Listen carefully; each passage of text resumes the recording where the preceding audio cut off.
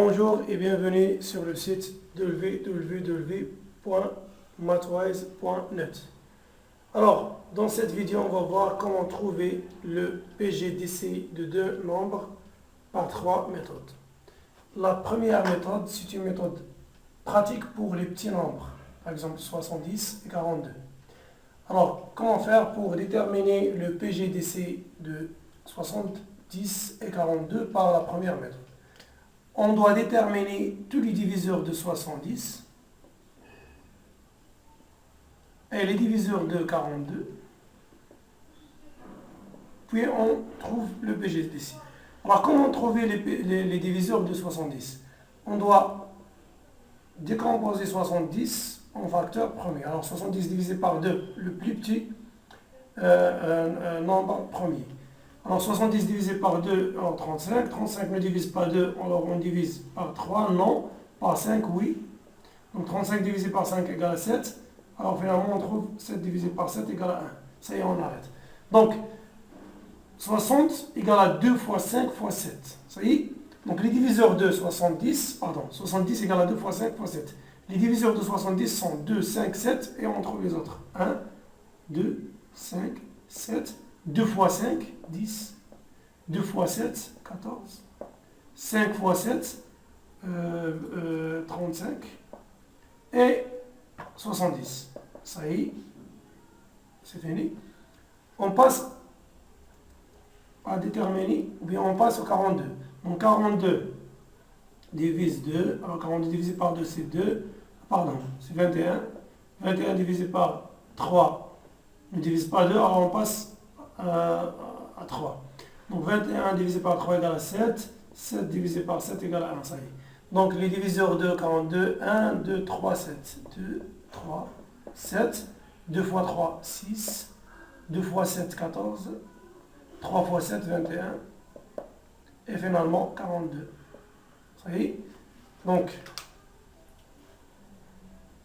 le PGDC2 70 et 42, tout simplement égal. Donc ici on a 70, alors on n'a pas ici 70, 35, on n'a pas ici 35, 14, donc on a 14, alors égal à 14. Le plus grand commun diviseur. On a plusieurs communs diviseurs, on a le 7, et on a 2, et on a 1. Alors le plus grand c'est 14, ça y est. Donc on trouve le PGDC de 70 et 42. La deuxième méthode.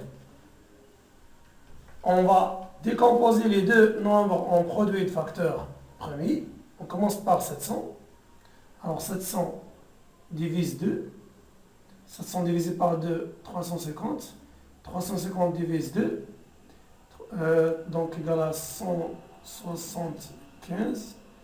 Alors on ne divise pas 2, on essaye avec 3.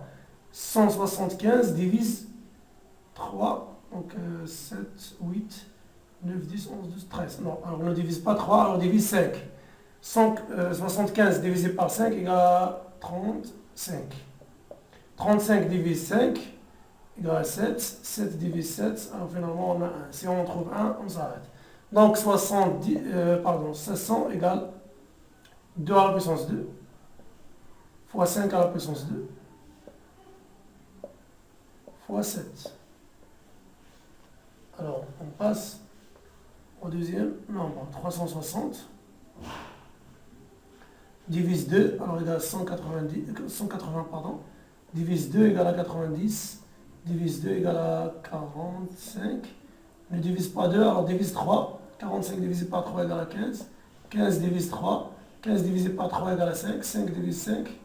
Finalement, on a 1. Ça y est. Donc, 360 égale 2 à la puissance 3.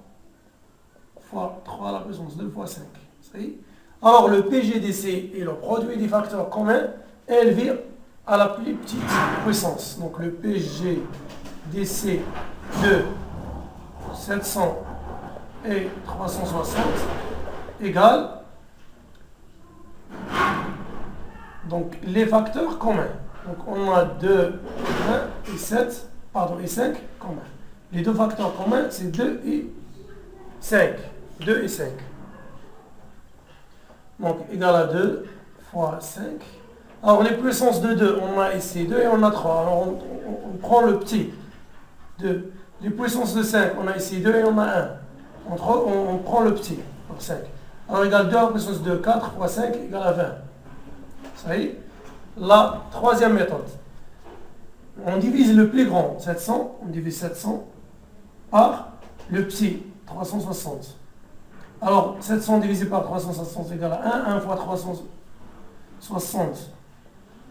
Donc, le reste, c'est 0, 4, 2, 3. Donc, 340. Puis, on divise 360 par 340. Alors, 1 fois 340, c'est 340. Le reste, c'est 20. On divise 340 par 20, pardon. 340 divisé par 20 égale donc 17. Donc 17 fois 20, 340. Le reste, c'est 0. Ça y est, si on trouve un reste égal à 0, on s'arrête. Donc, le PGDC est le dernier reste non nul. Alors, le PGDC de 700 et 340, pardon, 360, égale à, le dernier reste non nul, c'est 20. Ça y est. Donc, voici les trois méthodes pour trouver le PGDC de deux nombres. Merci, à bientôt.